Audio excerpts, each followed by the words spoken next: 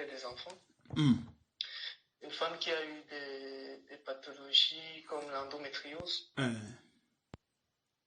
C'est des trucs qu'on peut expliquer avec des thèmes techniques. Si. Elle peut avoir des difficultés à faire des enfants. Une femme qui a eu... Mais ça se bouge, ça se bouge seul, ou bien il y a quelque chose qui entraîne cela, ou bien il y a la nourriture qui entraîne, qu'est-ce qui entraîne? Dans certains cas, ça se bouge seul. Dans certains cas, il y a des maladies. Par exemple, l'endométriose dépose les tissus. Ça dépose un tissu au niveau des foies, à l'intérieur de l'appareil sexuel féminin. Donc, quand ce tissu-là se dépose de manière anormale à certains endroits, ça peut boucher les trompes. Il y a aussi des femmes qui ont des fibromes. Et les fibromes, à certains endroits, ça peut avoir des complications. Si. Et ça peut faire même des saignements, même des douleurs pendant les rapports sexuels. Ça peut causer aussi la stérilité. Il y a aussi d'autres femmes qui vont avorter. Donc, quand elles font des avortements répétitifs, les complications des avortements provoquent la stérilité. Il y a maintenant des cas où la personne naît avec des problèmes génétiques. Donc, la personne peut naître avec des pathologies, par exemple, au niveau des gamètes. Si. Donc, par exemple, un garçon qui naît avec un sperme parce que le sperme a des caractéristiques. Il y a la quantité, il y a la vitesse, il y a la qualité. Ah, il y a la vitesse. Vas-y. Oui, il y a la vitesse, la capacité de se mouvoir, etc. Il y a un certain nombre de facteurs que le sperme a. Donc, quand ces facteurs sont altérés, la personne peut être stérile. Chez la femme aussi, c'est la même chose. Donc, si elle naît avec des ovaires ou des follicules avec certaines caractéristiques, elle peut être stérile. Il y a par exemple le syndrome de l'ovaire polykystique. Il y a beaucoup de femmes qui ont ça, donc les ovaires avec beaucoup de kystes dessus. Ça peut aussi provoquer la stérilité. Donc, il y a pas mal de maladies, c'est vraiment très vaste. Et les gens stériles, généralement, ils ont différentes possibilités aujourd'hui avec la science de pouvoir s'en sortir. Si. Une des possibilités aujourd'hui qui existe est la fécondation in vitro. Fécondation in vitro, ça veut dire qu'on essaie de faire qu'un sperme et une ovule soient fécondés dans des laboratoires. Si. Et maintenant, on prend ça, on essaie de mettre sur une mère porteuse. C'est une technique qui existe même déjà, même jusqu'au Cameroun. C'est les dernières informations. Il y a un médecin qui a installé ça au Cameroun aussi. On appelle ça artificiel ou bien? C'est ça? Oui, fécondation artificielle, oui. Ah, c'est pas naturel. Mais non, c'est pas naturel. Mais même cette fécondation-là, c'est à supposer déjà que le sperme de l'homme et l'ovule de la femme soient bons. Parce que si il y a des problèmes encore compliqués. Donc, la fécondation in vitro, c'est plus dans les cas où c'est un problème vraiment où l'enfant va aller nider, où l'enfant va aller s'installer. Et à ce niveau, on peut faire fécondation in vitro. Ça doit être compatible, quoi, disons, c'est ça. Hein? Je veux dire que c'est comme résoudre un problème, mais pas à la base, quoi. Si. Ça veut dire que si l'homme vraiment a des problèmes avec son sperme, ou bien la femme avec son ovule, si. C'est vraiment compliqué. C'est vraiment compliqué. Donc, la fécondation in vitro, c'est quand les deux, déjà, c'est à supposer que l'homme, à la partance, au début, l'homme a un bon sperme, la femme a un bon ovule. Là, on fait des manœuvres, on fait féconder in vitro, et puis on met ça sur une mère porteuse. Et cette méthode fonctionne bien. Il y a des gens qui ont accouché comme ça. Si.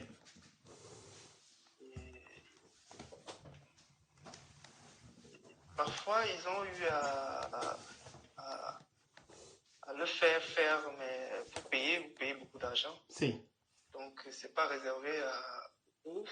À n'importe qui. Mais comme c'est en train d'être vulgarisé, la fécondation in vitro, comme c'est en train d'être vulgarisé, bon, je sais pas si j'ai pas des informations qui me disent que la classe moyenne peut déjà avoir accès, mais je connais des gens j'ai une amie de ma maman qui a eu des enfants comme ça. Elle n'a pas accouché pendant longtemps, hein. En quittant même du Cameroun, elle n'avait pas accouché, mais ma maman m'a dit il y a quelques années qu'elle a pu avoir un enfant par cette méthode-là. Donc,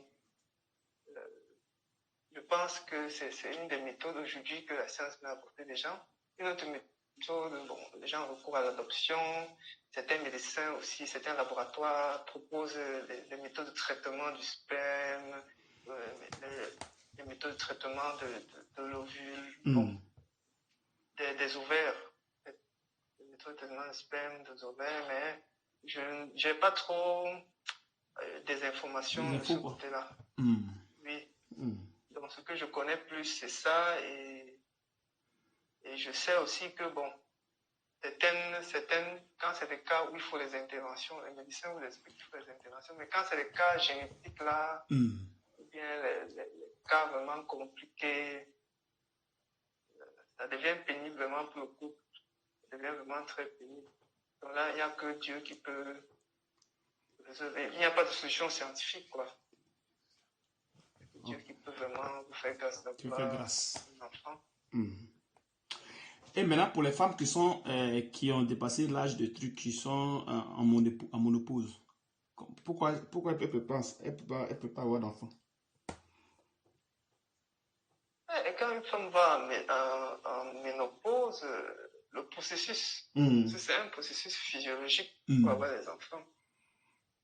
Et quand le processus s'arrête, parce que le processus, ça se passe pendant 28 jours. Il y a une phase d'abord où le follicule grandit, et ça grandit jusqu'à un certain niveau. En même temps que ça s'agrandit, il y a une partie de l'appareil génital féminin qui se développe. Et à un moment donné, il y a l'ovule qui est relâché. Vous voyez? Donc, aller en ménopause, ça suppose qu'après, il n'y aura pas l'ovule qui sera relâché. Donc, il n'y aura plus de possibilité de fécondation. Si. Donc, là, le processus s'arrête. Par contre, l'homme, il va continuer à émettre du sperme. Même s'il n'est pas couché avec la femme, la femme ne va pas accueillir le truc, le résultat de la fusion entre le sperme et l'ovule. Et cette fusion-là n'aura même pas lieu parce que l'ovule n'a pas été relâché. Donc, c'est un peu comme ça que ça se passe. Donc, aller en ménopause, ça veut dire que le processus chez la femme est fini, elle n'a plus à coucher. Et maintenant, la ménopause vient avec des changements physiologiques énormes. Ça veut dire qu'il y a des femmes qui, quand elles entrent en ménopause, la température commence à changer. Après, tout ça, elle a aussi comment avoir mal aux os. Beaucoup de femmes commencent à avoir mal aux os parce que la vitamine D commence à manquer beaucoup. Et comme c'est des processus hormonaux, donc c'est des choses que quand ça change comme ça, après un peu de thérapie, la personne se reprend. Mais sinon, après la ménopause, normalement, tu ne peux pas avoir d'enfant. Le Seigneur te fait comprendre que, allez, stop, c'est ça? Oui, le Seigneur te fait comprendre que c'est fini, quoi. Tu dois maintenant te reposer. Parce que faire un enfant, c'est pas facile, ça fatigue. À porter la grossesse, accoucher, tous ces trucs-là, ça fatigue aussi. Parce qu'avec l'âge avancé. C'est vrai, mon frère. C'est ça, non? C'est vrai. Être une femme, ce n'est pas facile. Moi, je ne suis pas dans la peau d'une femme, mais je sais que ce n'est pas facile parce que c'est beaucoup de souffrance pendant l'accouchement, avant l'accouchement. Et c'est des personnes qui dépendent aussi beaucoup des hormones. Les femmes dépendent beaucoup des hormones. Même les humains, elles dépendent des hormones. Donc, elles ont les humeurs changeantes. C'est pas comme les hommes qui sont toujours plus ou moins avec la même humeur. Bon, je veux dire. C'est vrai, l'homme n'a pas de problème. Non, un homme n'a pas de problème. Tant qu'il y en a, il va devant. Oui. Un homme n'a pas de problème. Il va toujours faire des enfants, quel que soit l'âge, même s'il a 70 ans, 75 ans. Pourvu qu'ils soient en vie, quoi, c'est ça. Oui, il peut toujours faire des enfants. Si la fille a l'âge des ovules, il peut toujours faire des enfants. Amen. Que le Seigneur te bénisse. Que le Seigneur te bénisse. Alors, prenons Genèse 29, à partir du verset 1. Genèse 29, à partir du verset 1. Que le Seigneur vous bénisse, les bien-aimés. Toujours dans le cadre du mariage. Parce que il y a des femmes, quand elles sont stériles, ça dérange le couple. Ça fatigue. Ça fait que ça divise les foyers. Ça embête un peu. Souvent, on peut accuser le monsieur ou on peut accuser la femme. Ceci, cela. Il y a des femmes même qui cachent même cette histoire-là. Dès qu'elles se marient net, elle après dit au gars, mais pourquoi tu ne m'as pas dit avant? D'autres arrivent même à se séparer. Parce qu'elle n'a pas eu à dire la vérité à son truc, à son partenaire. Donc ça fait que ça crée vraiment des problèmes dans les foyers. Ça crée vraiment des problèmes. D'autres vont même carrément accuser pour dire que non, tu n'accouches pas, machin, pourtant que normalement, bon, ça peut être aussi dû à la personne, prendre les médicaments, vouloir enlever la grossesse, comme tu l'as dit. Tout ça, ça dérange dedans. Et nous voyons que c'est le péché qui nous entraîne dans toutes ces choses. Sinon, normalement, quand Dieu a dit soyez féconds, s'il n'y avait pas le péché, je pense qu'on serait déjà tranquille sans problème. Mais avec ce monde de péché là, ça nous amène vraiment à faire beaucoup de choses. Donc, prenons Genèse 29, à partir du verset 1. Frère, si tu lis, il faut lire doucement, hein, va doucement.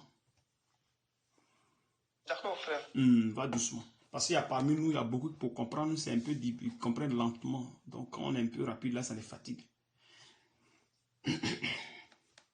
D'accord, frère. Vas-y, frère. Jacob se remit en marche et gagna la région des nomades de l'Est. Il regarda. Il y avait un puits dans les champs et à côté 3 troupeaux de brebis qui se reposaient, car c'était à ce puits qu'on faisait boire les troupeaux. La pierre placée sur l'ouverture du puits était grande. Oui, il faut lire les versets là, comme tu as une version un peu différente là, pour que les gars soient orientés. Verset 3. Verset 3. Tous les troupeaux se rassemblaient là. On roulait la pierre dessus l'ouverture du puits. On faisait boire les troupeaux et l'on remettait la pierre à sa place sur l'ouverture du puits. Verset 4. Jacob demanda au berger: Mes frères, d'où êtes-vous? Ils répondirent: Nous sommes de Charan. Verset 5. Il leur demanda: Connaissez-vous Laban, le petit-fils de Nachor? Il répondit: Nous le connaissons. Verset 6. Verset 6. Il leur demanda: Est-il en bonne santé? Ils répondirent: Il est en bonne santé. Et voici ta fille Rachel qui arrive avec le troupeau. Verset 7. Il dit: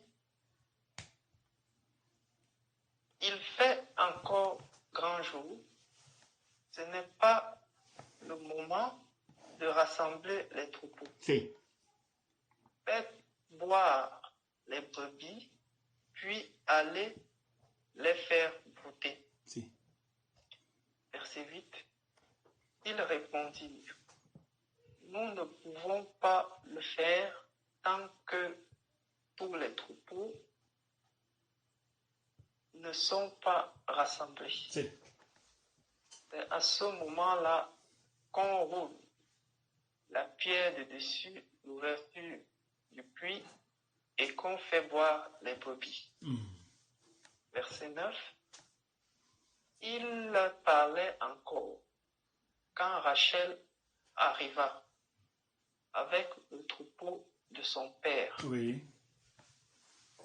En effet, elle était bergère. Verset 10. Oui.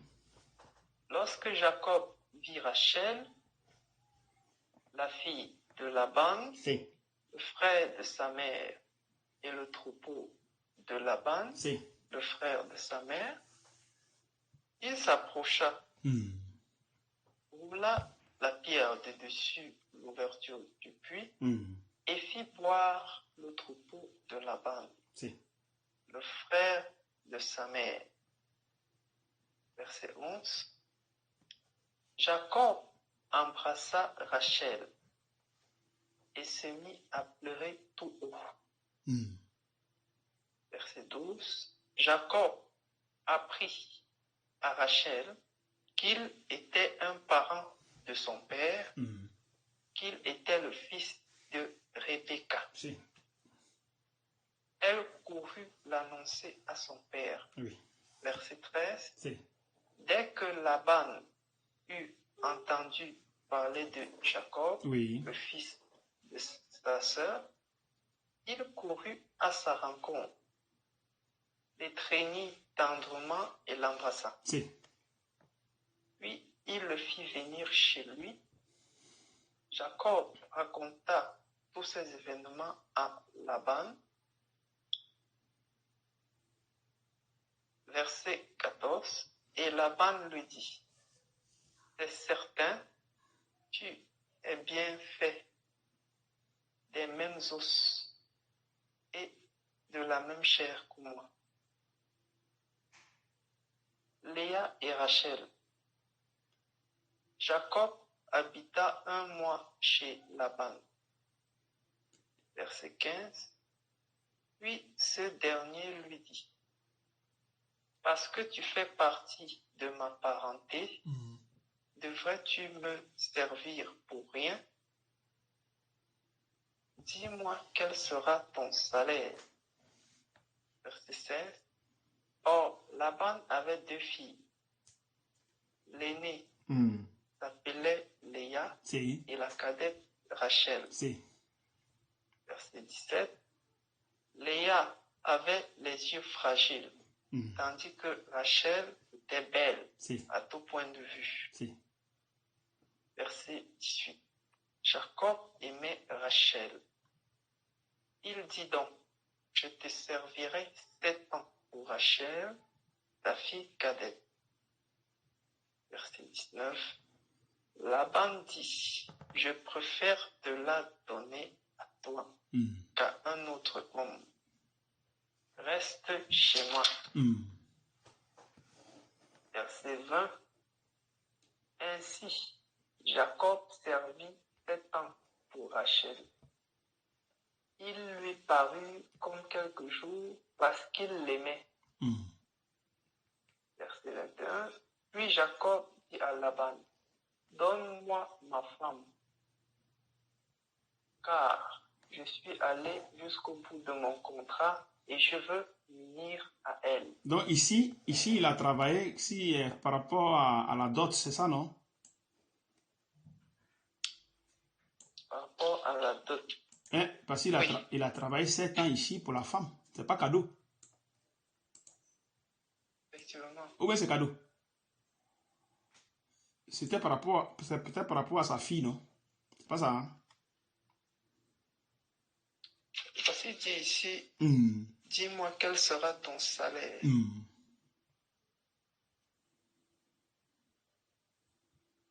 Ah, donc il travaillait pour qu'on lui donne la fille. Oui. Parce qu'il aimait Rachel. C'est pas ça? Oui, c'est ça. C'est pas la dot. C'est qui? Donc, tu vois un peu, non? C'est juste là. Avant de parler, il faut demander, non? Il ne faut pas intervenir comme ça. Désolé. Ouais, le Seigneur est là, donc, le Seigneur est là, donc qu'on fasse un peu attention. Vas-y. Verset 22. Laban réunit tous les habitants de l'endroit et donna un festin. Verset 23. Le soir, il prit sa fille Léa et l'amena vers Jacob qui s'unit à elle. Mais c'était Rachel, non? C'était pas Rachel? On dit sa fille Léa. Si, mais c'est pour Rachel, il avait travaillé, non? Oui, c'est pour Rachel qu'il avait travaillé. Et maintenant, lui, il donne une autre personne. Ça veut dire que Léa. Oui. Donc ici, il y a la ruse. Ok, vas-y, frère. Verset 24. Laban donna sa servante Zilpa, servante à sa fille Léa. Verset 25. Le lendemain matin, voilà que c'était Léa. Jacob dit alors à Laban, qu'est-ce que tu m'as fait? N'est-ce pas pour Rachel que j'ai servi chez toi? Voilà. Pourquoi m'as-tu trompé? Verset 26. Verset 26. Donc, c'est-à-dire, en quelque sorte, les femmes là, elles sont vendues. La dot là, en quelque sorte. C'est comme si tu vendais quelqu'un. C'est comme c'était un troc, au fait. Effectivement. Tu vois, non? C'est terrible quand même. Parce qu'on n'a pas trop demandé l'avis des filles. Et après, maintenant, tu as fini de travailler. Si la fille ne veut pas, tu fais comment? Vas-y, frère. Verset 26. Laban dit, cela ne se fait pas chez nous de donner la plus jeune avant l'aînée. Et pourquoi il n'a pas dit ça avant?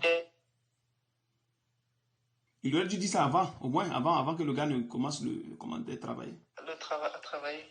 Il aurait dû dire quand même avant. Verset 27.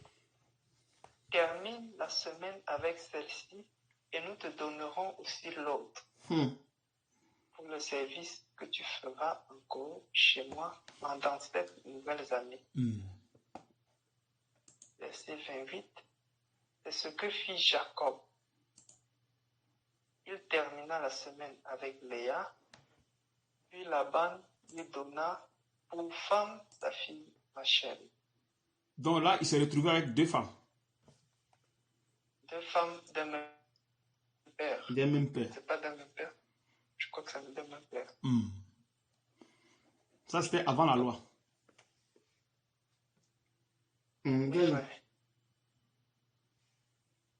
Verset 29.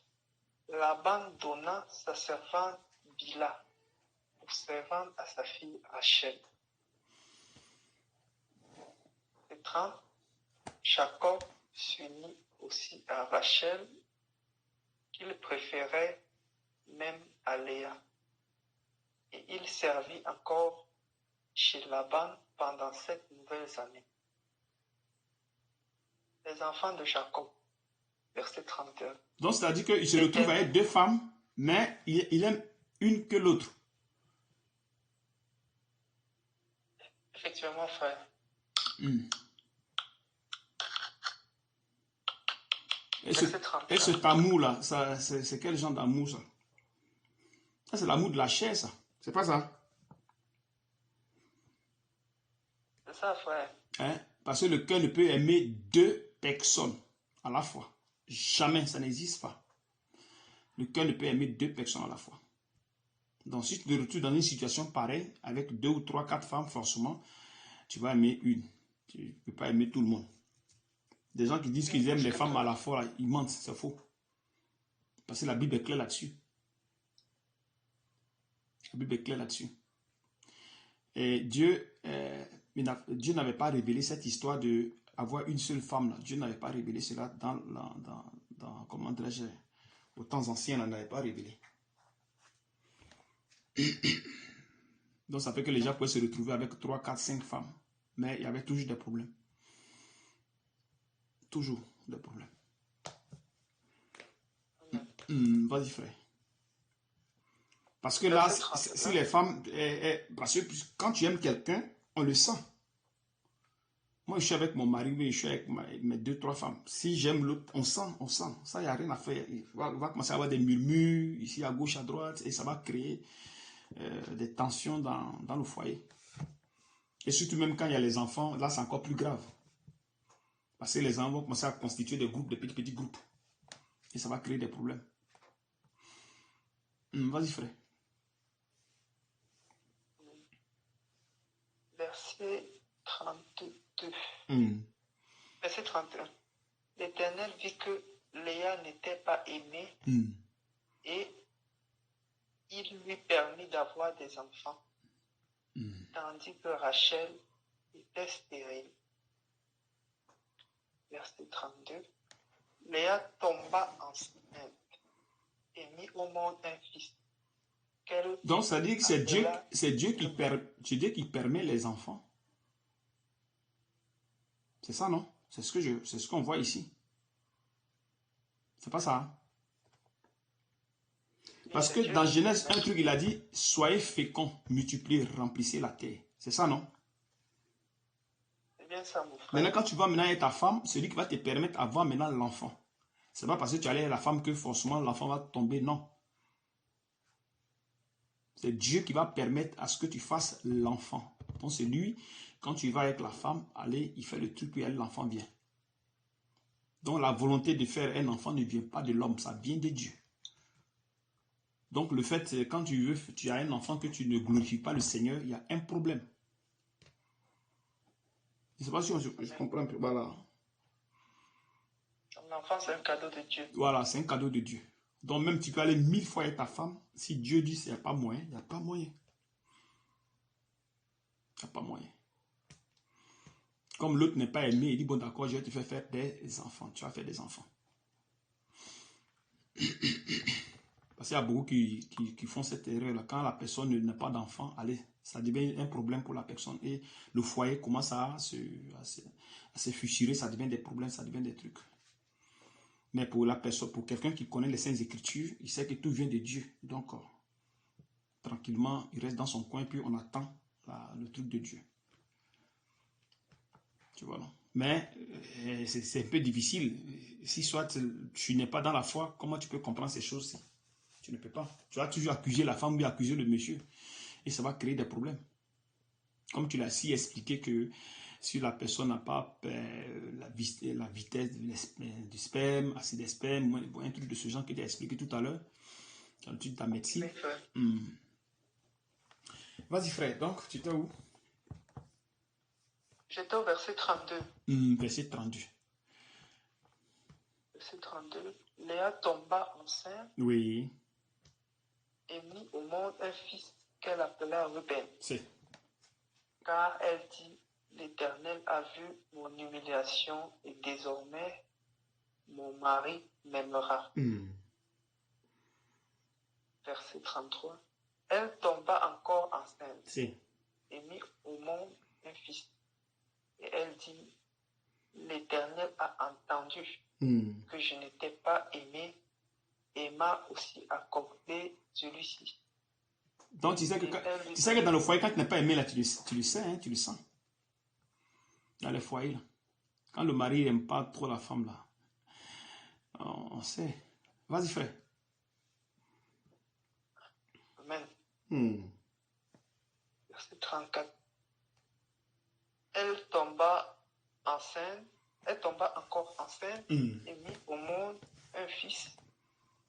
Et elle dit, cette fois-ci, mon mari s'attachera à moi. Donc jusque là, le mari n'est pas encore attaché à elle, elle n'aime pas encore. C'est terrible. Voilà. car je lui ai donné 3 fils. C'est pourquoi on l'appela Lévi. Verset 35. Elle tomba encore enceinte et mit au monde un fils. Et elle dit, cette fois, je célébrerai l'Éternel. C'est pourquoi elle lui donna le nom de Judas. Puis, elle cessa d'avoir des enfants. Des enfants. Verset, on va dans 30. Chapitre 30. Chapitre 30, verset 1. Lorsque Rachel vit qu'elle ne donnait pas d'enfant à Jacob, elle fut jalouse de sa sœur et dit à Jacob, donne-moi des enfants ou je meurs. Verset 2. La colère de Jacob s'enflamma contre Rachel et il dit, suis-je à la place de Dieu qui t'empêche d'avoir des enfants? Elle dit, voici ma servante Bila ait des relations avec elle, qu'elle mette un enfant au monde sur mes genoux et que par elle j'ai aussi des fils. Amen. Amen. Amen. Ici, dans notre version, ici, c'est dit ici, la colère de Jacob, verset 2, la colère de Jacob s'enflamma contre Rachel. Et il dit, suis-je à la place de Dieu qui t'empêche d'être féconde? Un peu d'être féconde. Tu vois, non? Donc ici, si une femme n'est pas féconde, c'est vrai qu'on sait que c'est le péché souvent qui entraîne ces choses, mais toujours est que c'est le Seigneur qui est derrière toutes ces choses-ci. C'est le Seigneur qui est derrière toutes ces choses-ci. Donc si une femme, une sœur vient dans le corps de Christ, qu'elle a un problème de fécondité, qu'elle reste juste tranquille. Parce que c'est très important. Dans le monde, les gens ont commencé à tempêter pour dire que non, c'est parce que c'est les sorciers. Si, c'est vrai que ça peut arriver aussi, comme tu l'as expliqué, avec les médicaments qu'on prend, le curettage qu'on fait, tous ces genres de choses. Mais derrière toutes ces choses-là, c'est Dieu qui est le truc de ces trucs-ci. Puisqu'on vit dans le péché, parce que nous naissons dans l'iniquité, conçus dans le péché, donc ça fait que ça nous amène dans tous les sens et on a tous ces problèmes. Donc, si une personne a ces problèmes de stérilité, la personne reste juste tranquille. La personne reste juste tranquille. Il sait que dans le monde, c'est difficile de comprendre ces choses-ci. Dans le monde. Tu vas dire à quelqu'un, il va te dire, va là-bas. Il ne pourra pas saisir. Il va te dire, il faut quitter devant moi. Tu vois? Maintenant, on va essayer de lire ici. Avant de lire Deutéronome 7, je vais lire rapidement ici. Ésaïe 66, 9. C'est écrit ici, ouvrirai-je le sein maternel pour ne pas laisser enfanter, dit l'Éternel, moi qui fais naître, empêcherai-je d'enfanter, dit ton Dieu.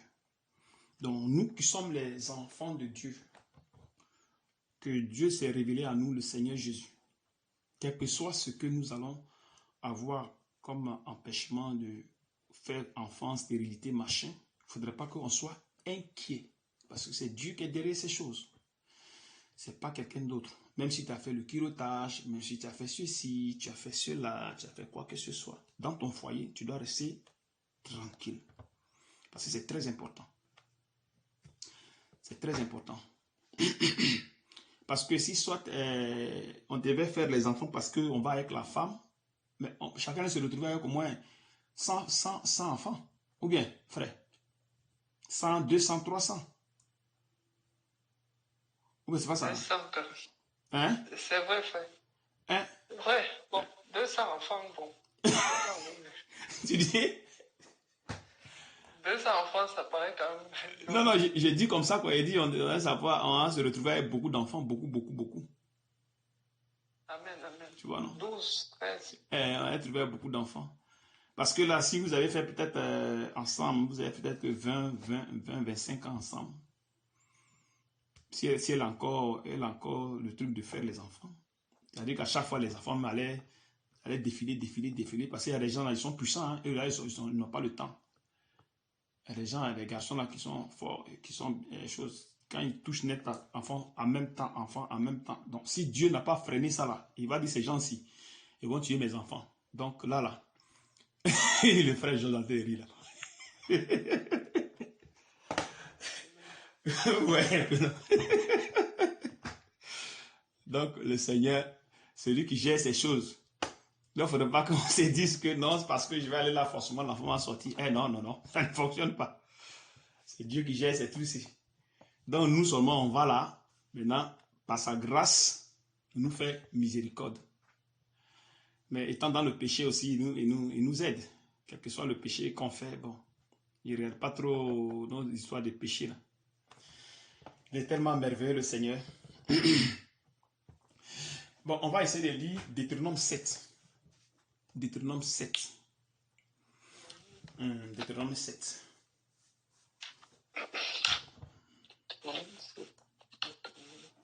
Deutéronome 7. Que le Seigneur vous bénisse. Les bien-aimés. Deutéronome 7.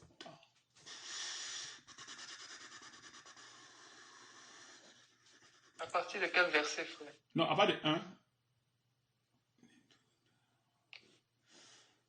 1. À partir de 1. Il faut attendre un peu que le frère là arrive à se connecter. Deutéronome 7, à partir de verset 1. Comme c'est un petit chapitre.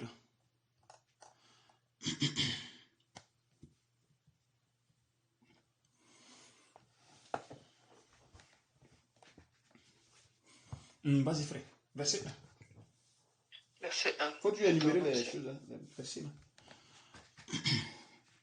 Lorsque l'Éternel, ton Dieu, t'aura fait entrer dans le pays dont tu vas prendre possession, et qu'il aura chassé devant toi beaucoup de nations, les Hittites, les Girgasiens, les Amoréens, les Cananéens, les Phérésiens, les Éviens et les Jébusiens, cette nation plus nombreuse et plus puissante que toi. Verset 2, lorsque l'Éternel, ton Dieu, te les aura livrés et que tu les auras battus, tu les voueras à la destruction. Tu ne concluras pas d'alliance avec elles et tu ne leur feras pas grâce. Verset 3. Tu ne contracteras pas de mariage avec ces peuples. Tu ne donneras pas tes filles en mariage à leurs fils, et tu ne prendras pas leurs filles comme femmes pour tes fils. Verset 4. Vous voyez que Dieu, il est raciste. Vous voyez ça ici? Le racisme, ça vient de Dieu. Hein? Vous voyez que Dieu est raciste. Aïe. Vous voyez que Dieu est raciste. Hein? Donc le racisme que vous voyez dehors là, ce n'est pas les gens qui ont créé, c'est Dieu lui-même. C'est Dieu lui-même. Parce que nous manifestons les attributs de Dieu, hein, sur la terre. Tout ce que vous allez voir, qu'ils soient en bien ou en mal, ça vient de Dieu. C'est vrai que ça fait mal, mais c'est ça. Amen. Parce que Dieu, qu'est-ce qu'il dit?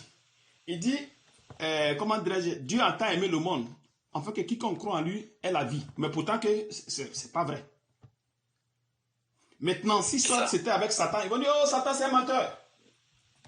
Je ne sais pas si vous comprenez un peu. Hein. Oh, Satan c'est un menteur. Oh, Satan ceci.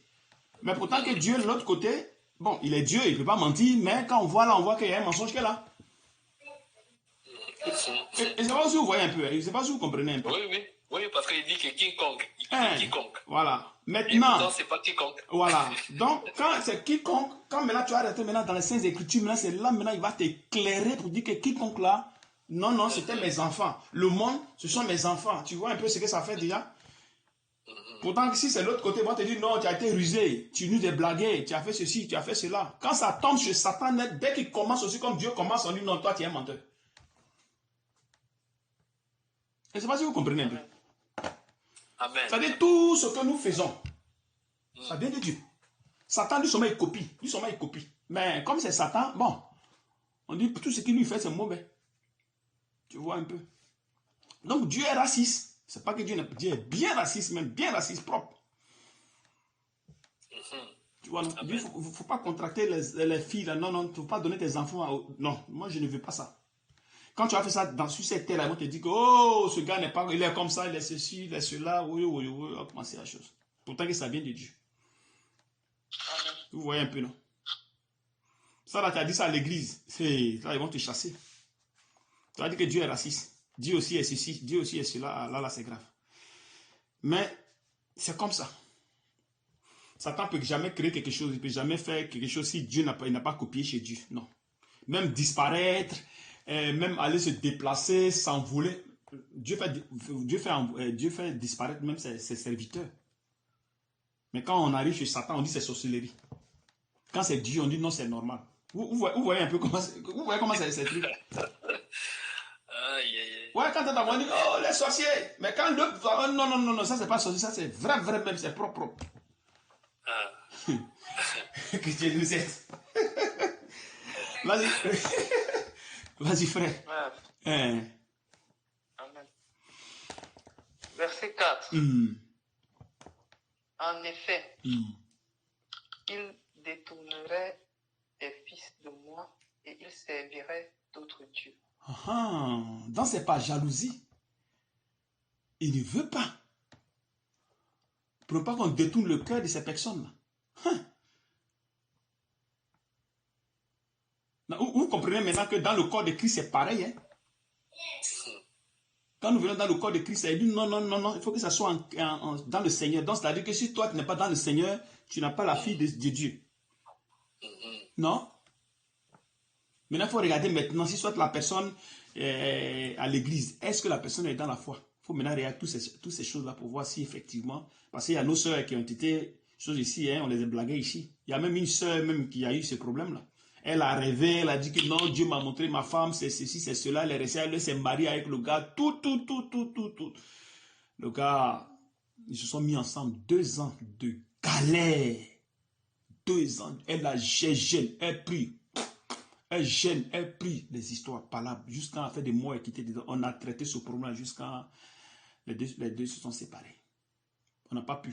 Ils se sont séparés. Après, on apprend que ce frère-ci, il n'était pas de la bonne sémence. Vous voyez comment les choses sont bizarres. Ce frère-ci n'était pas de la bonne sémence. Donc Dieu a mis la sœur à l'épreuve. Elle a souffert, pleuré. Dieu dit que non, non, non, tu vas bien, comme quand vous parlez, vous ne comprenez pas, parce que moi-même, j'ai parlé à la personne. Mais à tout le monde même, aux soeurs, je leur ai dit que si vous venez ici, attendez d'abord, cherchez le Seigneur. Et lui-même va vous marier. Oh non, c'est ceci, c'est comme ça. Moi, j'ai rien dit. Mais après ça, là, quand la soeur même, quand elle a eu ce truc, même elle a eu le rêve, elle ne m'a pas dit. Hein. Elle ne m'a rien dit, on apprend. Elle est dans tel coin, mariage, pour le gars est venu. Bon, on est obligé d'accepter, on est là. Causer, bah, c'était pas ça, c'était difficile.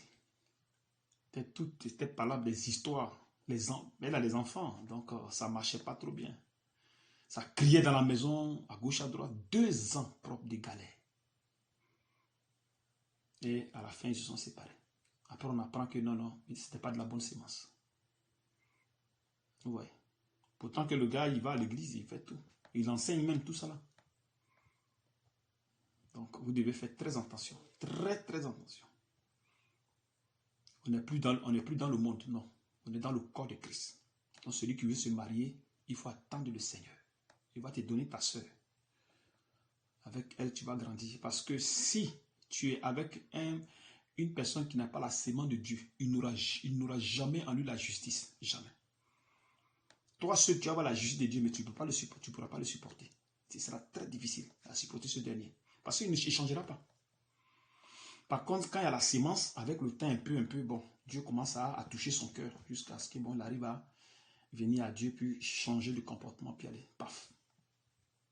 Donc ça fait que dans les églises qui sont dehors, là, on se dit que bon, comme les chrétiens, les chrétiennes, bon, je vais m'aventurer. C'est une erreur. C'est une erreur totale. Parce que tu ne connais pas. C'est Dieu qui révèle la nature.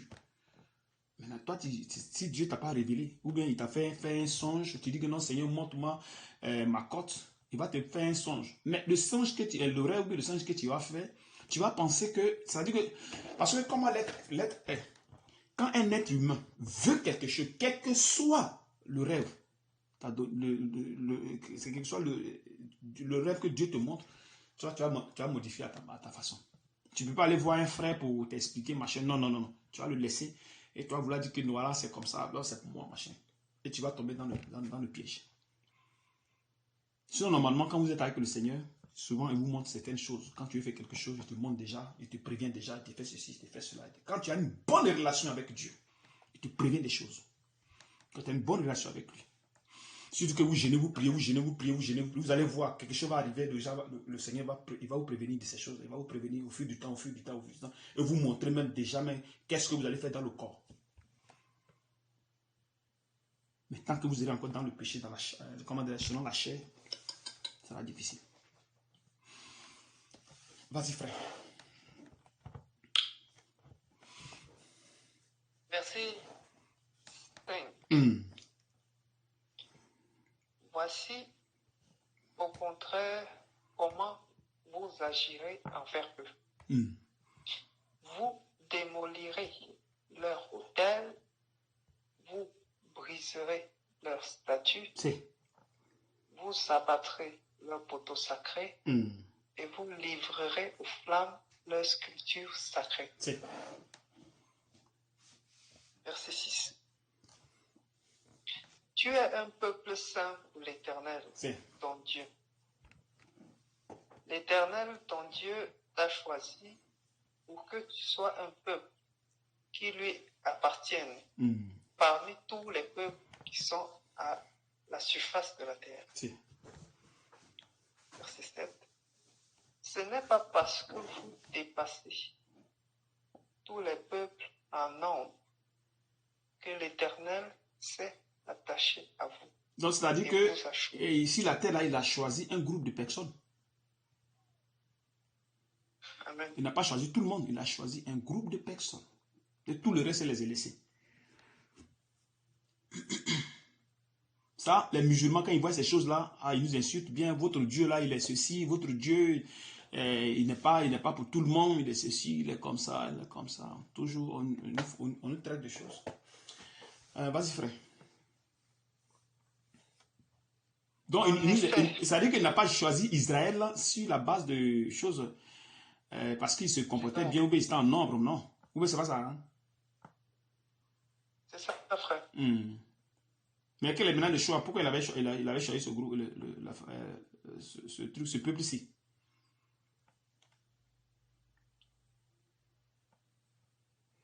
Bon, à mon avis, la raison, je ne peux pas la donner de manière claire. Je ne peux pas savoir pourquoi certains ont la sémence, certains n'ont pas. Non, il dit pourquoi il avait choisi, quoi. Non, je parle d'ici, hein, je parle de... Là, je parle pas de choses. Pas du test. Il est en train d'éclaircir. Vas-y, frère. Je continue la lecture. En effet, vous êtes le plus petit de tous les peuples. Verset 8.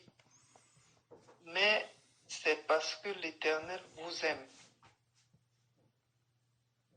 Parce qu'il a voulu tenir le serment qu'il avait fait à vos ancêtres.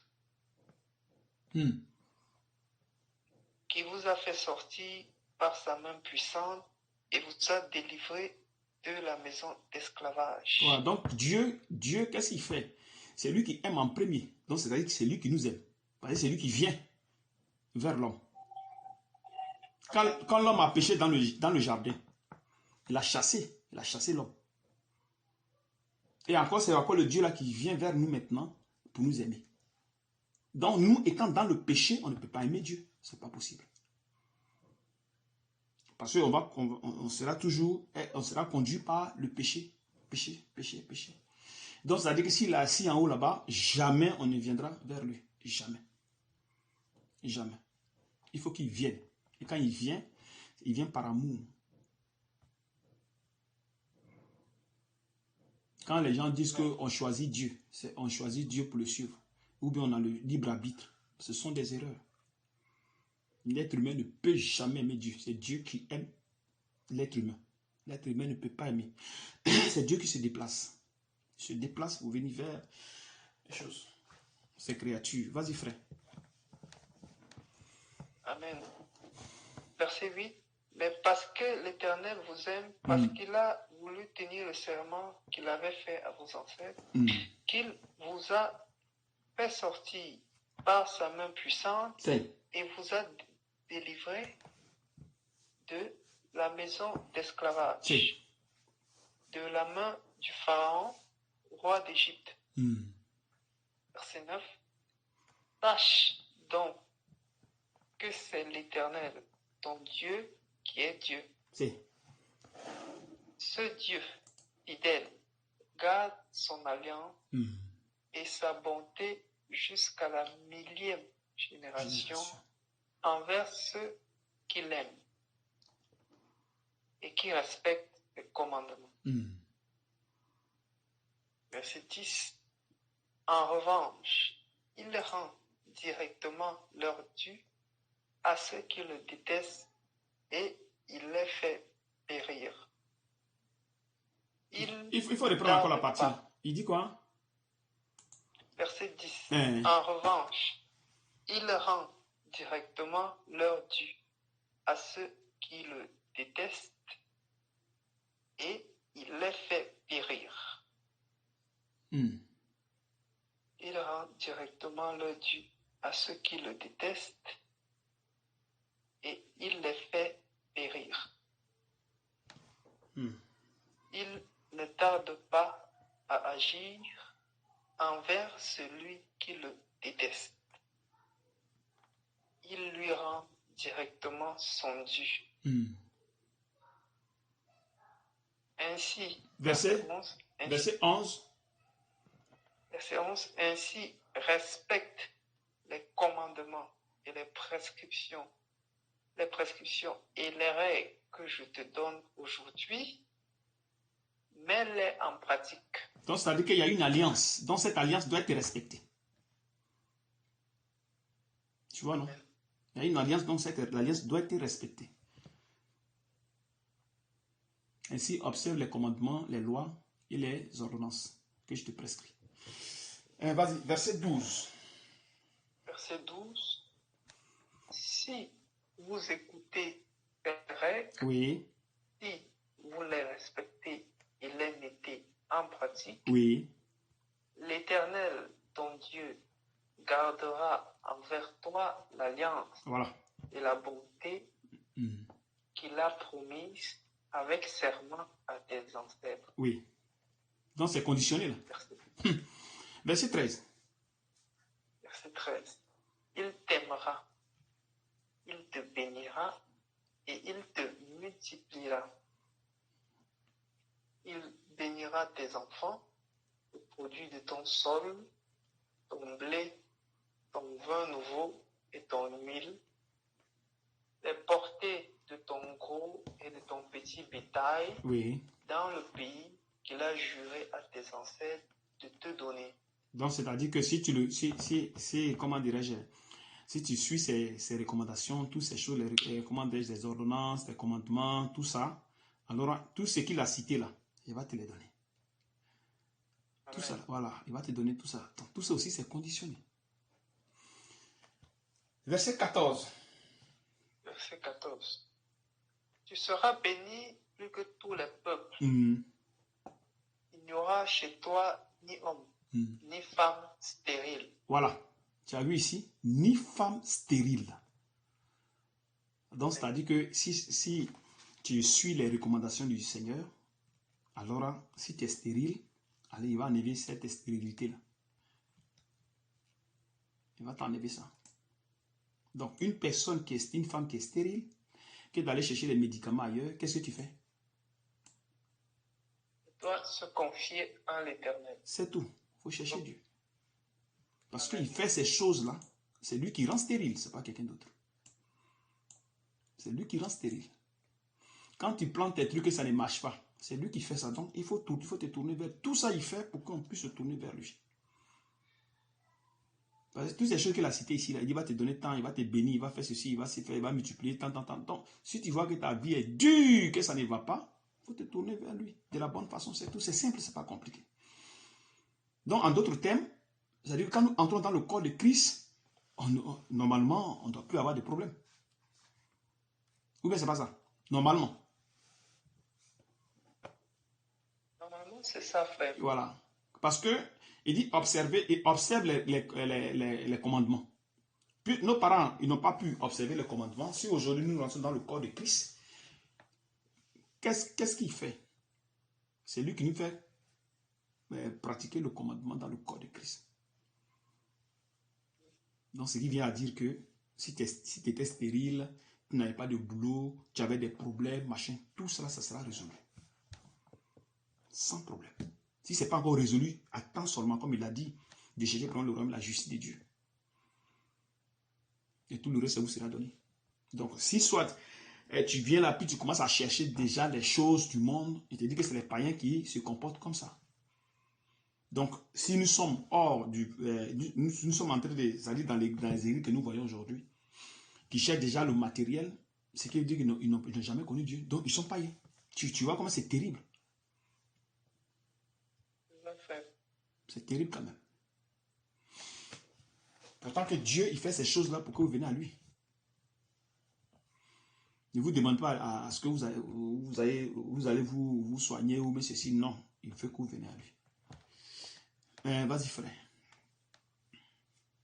Amen. Verset 14.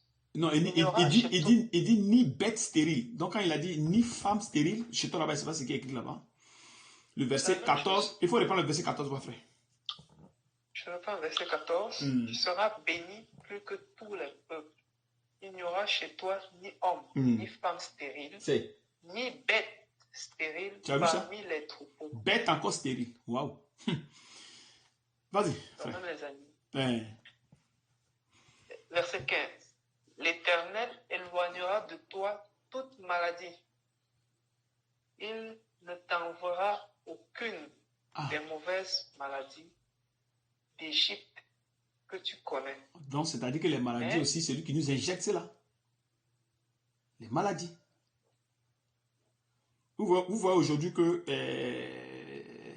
il y a des gens qui... Je ne sais pas si vous avez écouté les témoignages là. Les frères qui font sortir le sang et autres. À qui le Seigneur a dit, continue, il faut continuer. Parce qu'il faisait sortir le sang. Et il était fatigué, épuisé. Il dit non, continue. Parce que il y a trop de poison en toi. Trop de poison. Mais qui a mis ces poisons-là? Tu as vu, non? Donc, quand nous venons maintenant, pour que nous soyons maintenant bien avec lui, il faudrait qu'il nous dégage maintenant de ces maladies-là. Tout ça, il faut qu'il nous dégage de ça. Il faut qu'il nous dégage de ces maladies. Donc, c'est ce qu'il est en train de dire ici. Hein. Tu vois, quand tu commences à suivre ces ordonnances, tu n'auras plus ces maladies. Il va te libérer de toutes ces choses. Vas-y, frère. Verset 18. Verset 16, pardon. 16, verset 16, oui. Tu supprimeras tous les peuples que l'Éternel, ton Dieu, va te livrer. Ton regard sera sans pitié envers eux. Tu ne serviras pas leur Dieu, car ce serait un piège pour toi. Ah. Ah. Donc, il va supprimer tout ce peuple pour ne pas qu'il soit contaminé. Amen. C'est pas ça, hein? C'est bien ça.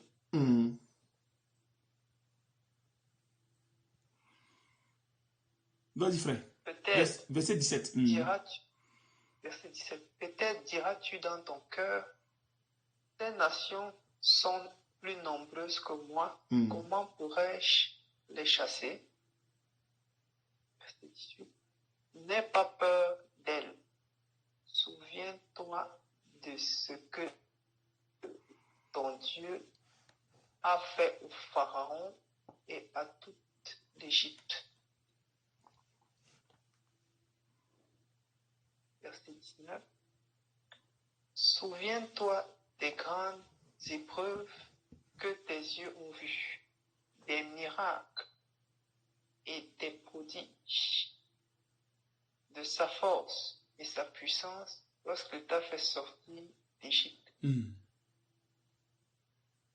C'est ainsi que l'Éternel, ton Dieu, agira envers tous les peuples que tu redoutes.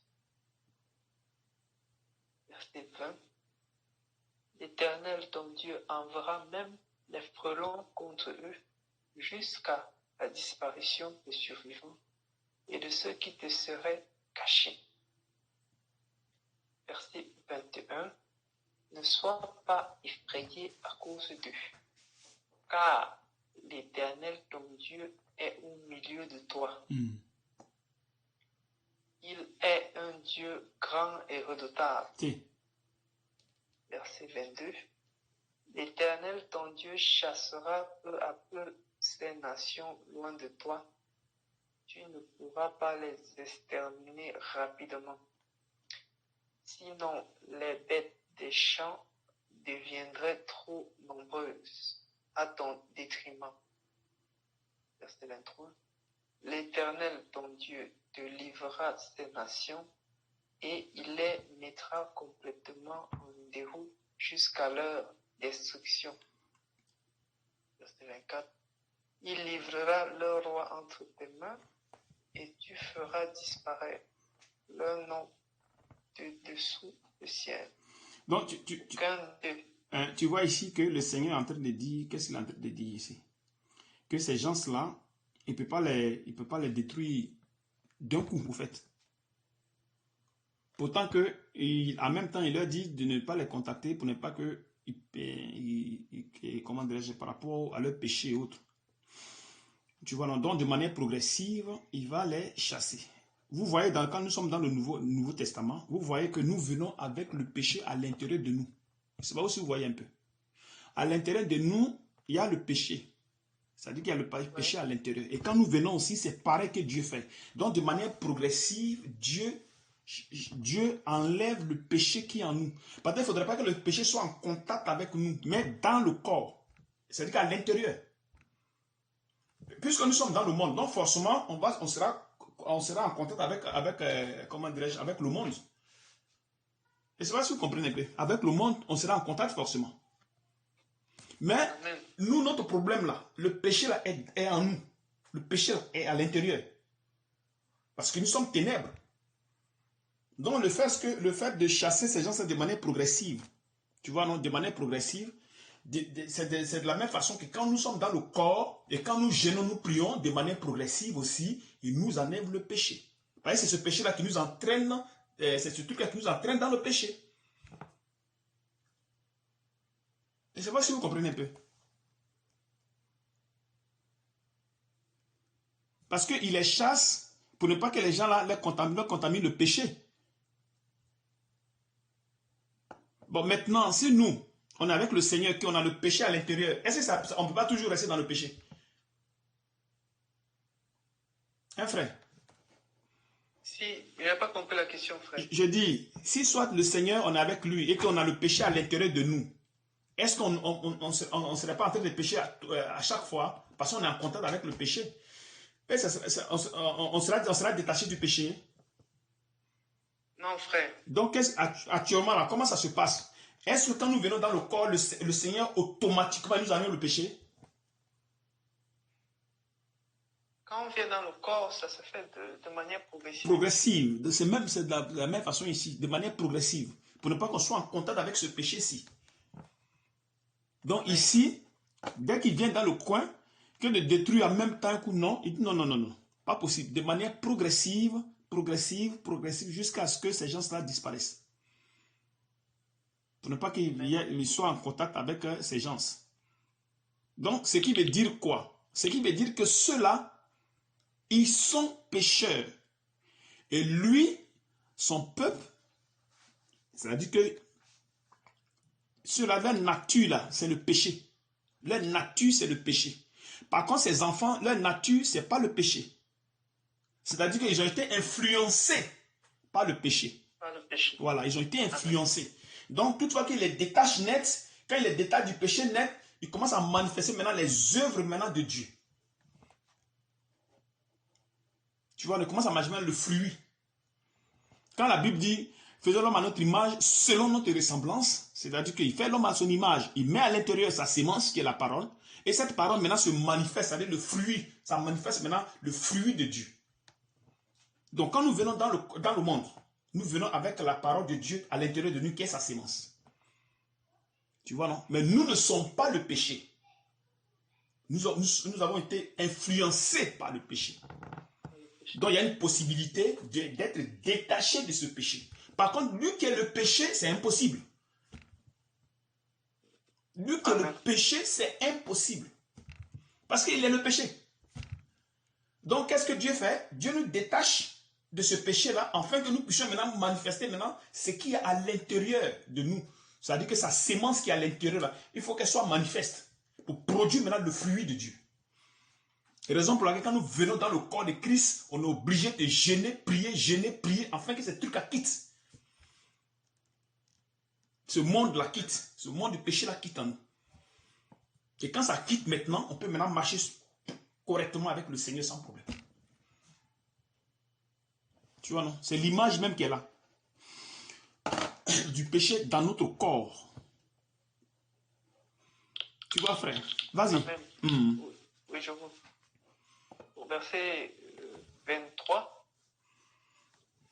l'Éternel, ton Dieu, te livrera ces nations et il les mettra complètement en déroute. Voilà, tu as vu? Tu as vu dans le corps, remarquez bien, quand nous venons dans le corps, on a le péché en nous. Et le péché là, c'est lié aux esprits. C'est lié aux esprits, le péché est lié aux esprits. Donc, toutefois que nous commençons à jeûner, à prier, vous allez voir que certains esprits vont commencer à bavarder. Il dit maintenant, c'est mon temps, il faut que je quitte. C'est mon temps, il faut que je quitte. C'est mon temps, il faut que je parte. Je ne sais pas si vous êtes déjà arrivé. Quand tu interroges souvent les esprits, il te dit que c'est mon temps maintenant, je ne dois plus rester là parce que ici, là, c'est plus ma place. Donc Dieu les enlève un à un, un à un, un à un, un à un, un à un, un à un, un à un. Tu vois comment c'est merveilleux? Vas-y, frère. C'est-à-dire Dieu les détruit, Dieu les détruit, Dieu les détruit, Dieu les détruit, Dieu les détruit. Quand le temps arrive net, les esprits savent déjà qu'ils doivent quitter. Ils savent déjà qu'ils doivent quitter dans ton corps. Ils savent déjà. Parce que l'œuvre qui est à l'intérieur commence à vouloir maintenant se manifester. La lumière qui est à l'intérieur, la parole. Amen. Tu vois, non? Donc quand un pasteur vous dit, ne faites pas ça, ne faites pas ceci, ne cherchez pas les femmes, ne forniquez pas, machin, c'est beau. Mais il faudrait qu'il y ait un travail à l'intérieur. C'est ça que le problème. Si le travail n'est pas fait, tout ce qu'il est en train de dire, c'est zéro. Parce que ces gens-là, ils sont à l'intérieur de toi. Ils sont à l'intérieur. Donc, si on va venir te dire, non, il ne faut pas pécher, il ne faut pas faire ceci, il ne faut pas faire cela, c'est beau, c'est trop joli à voir. Mais seulement que ça ne va nulle part. Je suivais ça beaucoup quand j'étais catholique avant. C'était plus comme ça que je faisais des prédications, comme des conseils, quoi.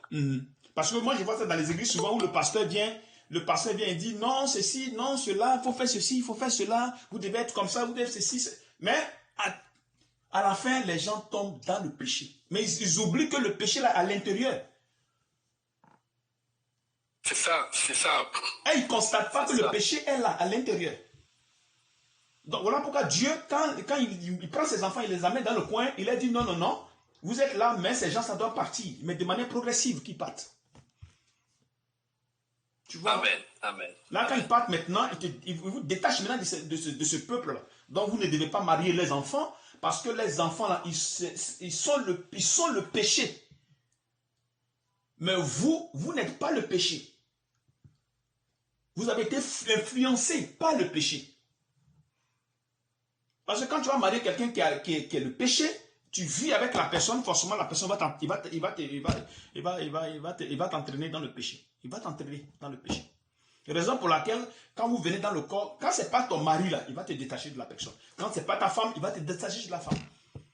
Et si tu ne fais pas attention, ce ne sont pas tes enfants, il va te détacher de tes enfants. Si tu ne prêtes pas attention. Parce qu'il ne changera jamais. Il ne changera jamais. Ils vont toujours garder leur nature. Toujours. Donc il va faire une séparation. Il va faire une séparation forcée. Amen. Voilà amen, pourquoi quand nous gênons, nous prions, il détruit les trucs qui sont à l'intérieur, le péché. Ces gens qui sont à l'intérieur, ils les détruisent tous. Puis il les enlève. Il les enlève. Pour que nous puissions marcher correctement avec lui. Quand maintenant c'est libre maintenant, la sémence qui est là maintenant peut maintenant produire maintenant les œuvres de Dieu. Non seulement nous sommes à son image, mais on va ressembler à Dieu. C'est là maintenant, vient maintenant la ressemblance. Tant que tu auras le péché tu ne peux pas ressembler à Dieu. Tu es à son image parce que tu as sa sémence à l'intérieur de toi. Mais pour ressembler à lui, il faudrait que la sémence qui est à l'intérieur produise les œuvres de Dieu. Amen. Vas-y frère. Donc là, il met la distinction entre ses enfants et ceux qui sont le péché. On va ça dans Éphésiens 2. Vas-y frère. Verset 24. Il livrera leur roi entre tes mains et tu feras disparaître leur nom de dessous le ciel. C'est. Aucun d'eux ne pourra te résister jusqu'à ce que tu les aies détruits. Verset 25. Tu as vu que quand nous venons dans le corps de la bonne façon, vous voyez que les esprits ne peuvent plus nous résister.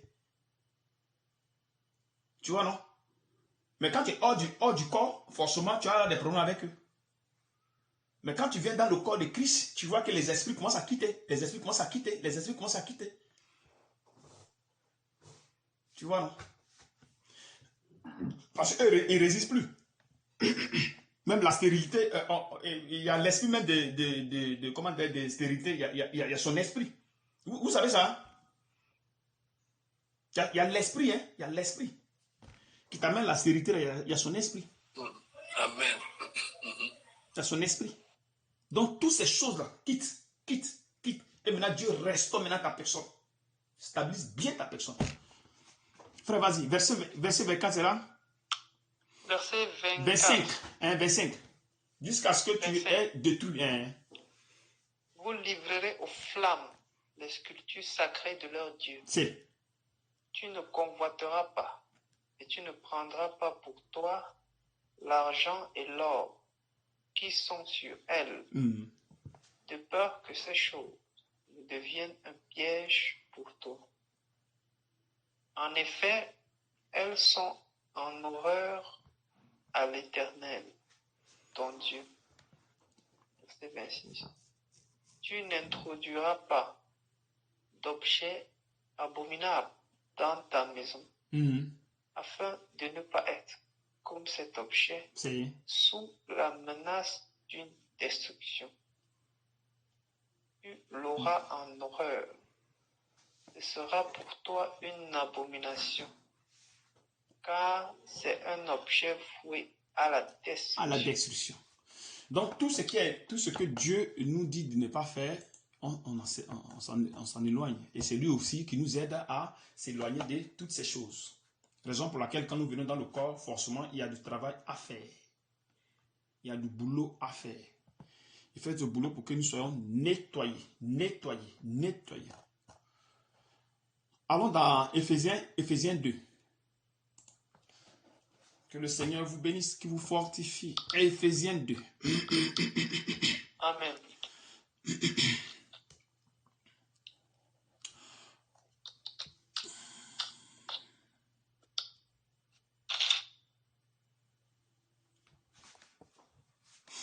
Éphésiens 2.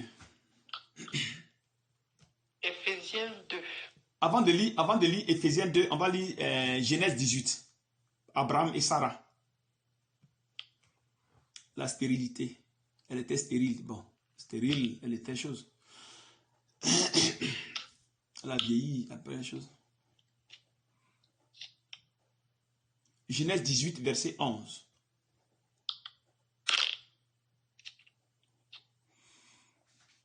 Genèse 18, Verset 11. verset 11. Genèse 18, verset 11. Abraham et Sarah étaient vieux, d'un âge avancé, C'est. et Sarah ne pouvait plus espérer avoir des enfants. Verset 12. Elle rit en elle-même en se disant, maintenant que je suis usée, aurais-je encore des désirs? Mon Seigneur aussi est vieux. Verset 13. L'Éternel dit à Abraham, pourquoi donc Sarah a-t-elle ri en se disant, est-ce que vraiment j'aurai un enfant, moi qui suis vieille? Verset 14. Y a-t-il quoi que ce soit d'étonnant de la part de l'Éternel? Au moment fixé, je reviendrai vers toi. À la même époque, et Sarah aura un fils. Verset 15. Sarah mentit en disant, je n'ai pas ri, car elle eut peur, mais il dit, au contraire, tu as ri. Amen. Donc tu vois ici que dans la vieillesse, Dieu a eu à dire qu'ils vont faire un enfant. Ils vont avoir un enfant. Et comme tu as expliqué par rapport à la science, qu'après la ménopause, on ne peut plus faire d'enfants. Tu as essayé d'expliquer un peu. Tu vois, non? Mais c'est Dieu, hein? Donc il fait ce qu'il peut faire. Rien n'est impossible à Dieu. Donc, comme avec Elisabeth, tu penses. Tu vois, non? Donc ce qui est impossible à l'homme est possible à Dieu. Ce qui est impossible à l'homme est possible à Dieu. Moi, je me rappelle même quand il y a eu ma première fille, là, dans la salle, il y avait une femme qui avait plus de 70 ans, 60 ans, 70 ans. Elle a eu un enfant. Oui, mais comme nous sommes des chrétiens, bon, ça ne nous a pas étonnés. Ma femme était chrétienne, bon, ça ne nous a pas étonnés, mais le gars, les gens qui étaient à côté, là, les blancs, se regardaient, ils disent, mais comment est-ce possible? Parce que par rapport à les calculs, la médecine et autres, vraiment, c'était impossible. C'était impossible. Mais elle a eu l'enfant. Un enfant bien chic, tranquille. Amen. Amen. Elle a eu l'enfant. Même ici, hein? Ici au Sénégal, il y a un couple pastoral. Ils ont fait déjà 30 ans de mariage. C'est.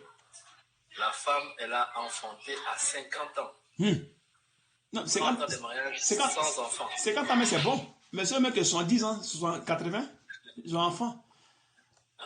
Tu vois, non? Amen. Ça. Amen. Donc, vous voyez un peu. Maintenant, allons dans chose, on va lire un peu le truc là.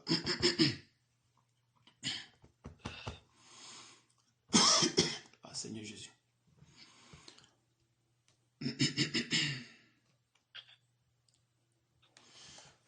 Lisons. Ah oui, Éphésiens. Allons dans Éphésiens. Éphésiens 2. Éphésiens 2.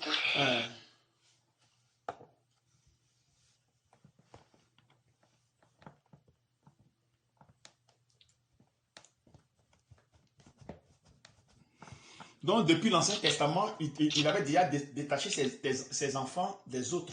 Depuis l'Ancien Testament. Depuis l'Ancien Testament, il avait déjà détaché ses enfants des autres nations. On vient aussi dans le Nouveau Testament aussi, c'est pareil. Le Dieu là ne change pas. Éphésiens 2, verset 1. Éphésiens 2, verset 1. Je suis presque. Donc, quand les gens disent qu'on perd le salut, on fait ceci, non. Ça n'a pas de sens. Éphésiens 2, verset 1. Quant à vous, vous étiez morts à cause de vos fautes et de vos péchés que vous pratiquiez autrefois. Verset 2. Que vous pratiquiez autrefois conformément à la façon de vivre de ce monde, conformément au prince de la puissance de l'air. Voilà. Donc il y a un prince qui est là, qui est dans ce monde. Oui. De l'esprit qui est actuellement à l'œuvre parmi les hommes rebelles. Verset 3. Nous tous aussi, nous étions de leur nombre. Voilà, tu as vu ça? Il dit, nous tous, nous étions de leur nombre. Tu vois qu'il fait une distinction. Oui, vas-y. Amen. Notre conduite était dictée par les désirs de notre nature propre. Oui. Puisque nous accomplissions les volontés de la nature humaine et de nos pensées. Et nous étions, par notre condition même, destinés à la colère, tout comme les autres. Tu as vu qu'il fait une distinction, toujours, depuis l'Ancien Testament. Verset 4. Amen. Verset 4. Mais Dieu est riche en compassion à cause du grand amour dont il nous a aimés. L'autre côté aussi, il les a aussi aimés. Vous voyez, non? Amen. C'est par amour, hein? C'est pas que quelqu'un a fait quelque chose. Non? Les Israélites, ils n'avaient rien fait. Le Seigneur allait vers eux. Pareil encore ici. Verset 5. Verset 5. Nous qui étions morts en raison de nos fautes, il nous a rendus à la vie avec Christ. Oui. C'est par grâce que vous êtes sauvés. Voilà. Il dit c'est par grâce qu'on est sauvés. Verset 6. Il nous a ressuscités et fait asseoir avec lui dans les lieux célestes en Jésus-Christ. Verset 7.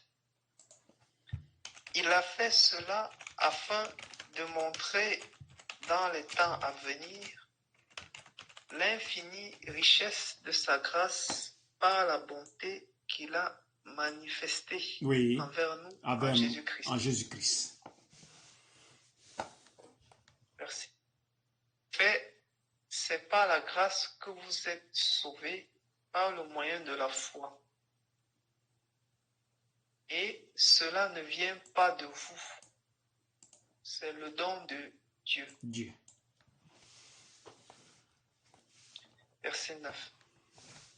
Ce n'est pas par les œuvres, afin que personne ne puisse se vanter. Oui. Verset 10. En réalité, c'est lui qui nous a fait. Nous avons été créés en Jésus-Christ. Voilà. Ou des œuvres bonnes que Dieu a préparées d'avance afin que nous les pratiquions. Voilà. Tu as vu? Donc, les œuvres ont été créées en nous que nous devons manifester. Les œuvres sont là.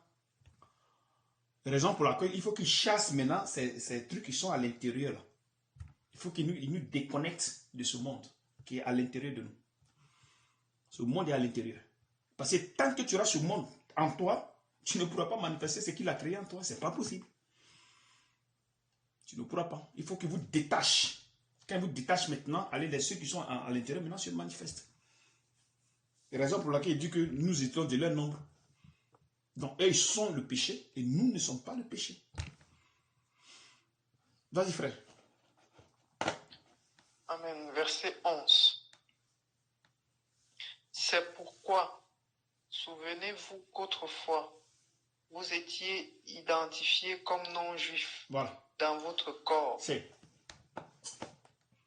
Appelés ainsi concis par ceux qui se disent circoncis et qui le sont dans leur corps par la main de l'homme.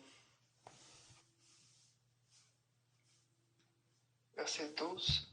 Souvenez-vous qu'à ce moment-là, vous étiez sans Messie, exclus du droit de cité en Israël, étrangers aux alliances de la promesse, sans espérance et sans Dieu dans le monde. Verset 13. Et maintenant, en Jésus-Christ, vous qui, autrefois, étiez loin, vous êtes devenus proches par le sang de Christ. Verset 14.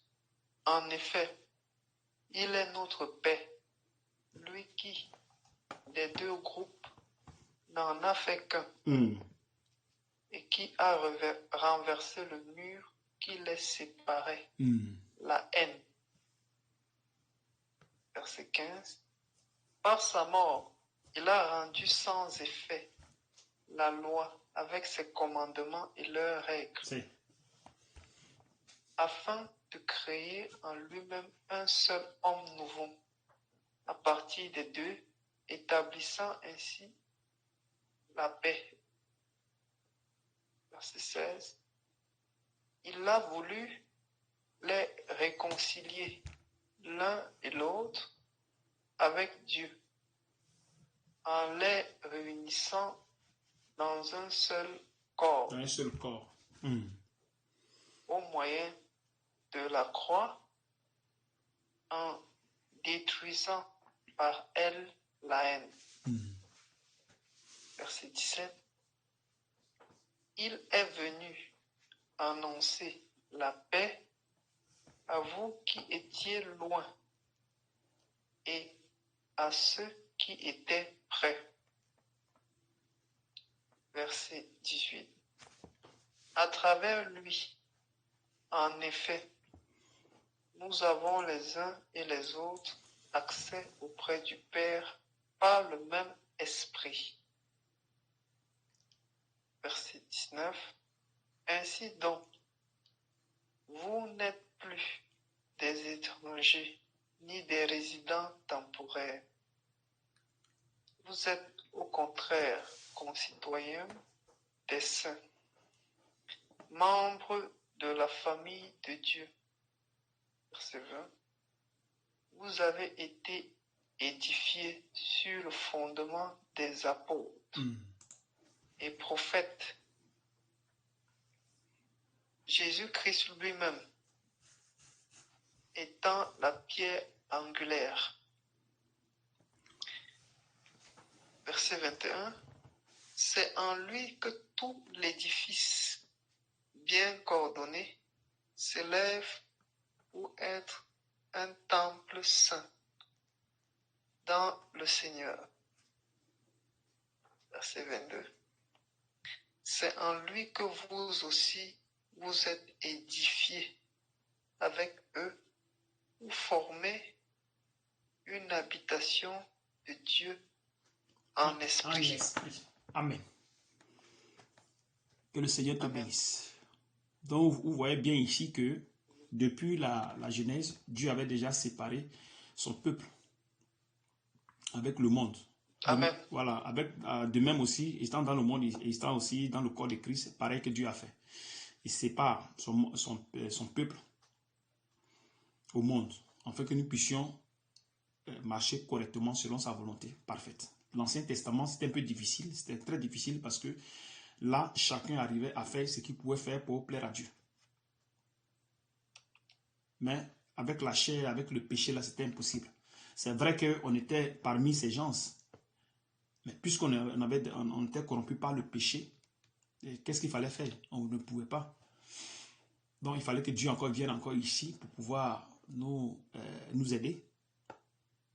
Donc dès qu'il vient, il nous enlève ce monde-là qui est en nous. Tu vois, non? Même quand on dit fuir l'impudicité, c'est pas que tu vois l'impudicité, tu commences à fuir. Non, non, non, mais tu peux pas. Parce que si l'impudicité est en toi et que tu fuis, tu peux pas fuir l'impudicité parce que c'est à l'intérieur. Tu peux pas fuir. Il faut que ce qui est à l'intérieur quitte. Quand il quitte, c'est fini. Tu vas facilement plus fuir l'impudicité. Dès que ça quitte, net, la justice t'installe. Allez, tu vois une femme même, quelle que soit sa position, ça te dérange pas. Mais tant que l'impudicité est à l'intérieur de toi, tu vas fuir. Ça y est là. Tu vas où? Tu vois. Que vraiment Dieu nous bénisse, que nous fortifie. Donc, les femmes stériles, ne vous inquiétez pas. Si le Seigneur veut comment dirais-je, à ce que vous ayez un enfant, vous aurez votre enfant. Ne vous dérangez pas. Comme il sait ce qui est dans notre cœur, voilà, il sait ce qui est dans notre cœur. Lui, son problème, c'est le péché. Lui, son problème, c'est le péché. Ce péché-là qui nous crée des problèmes.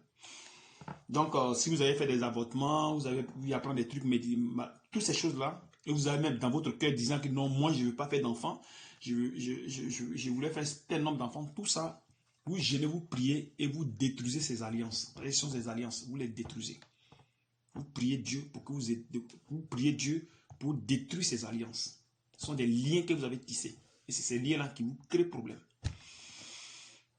Donc, si vous priez, vous gênez, vous priez, vous gênez, vous allez voir que dans votre cœur, si vous voulez vraiment l'enfant, l'enfant viendra, quel que soit votre âge. Quel que soit votre âge. Parce que rien n'est impossible à Dieu. Rien n'est impossible à Dieu. Étant dans le corps, rien n'est impossible à lui. Amen. Donc, que Dieu vous bénisse, qu'il vous fortifie. Il y a quelques questions?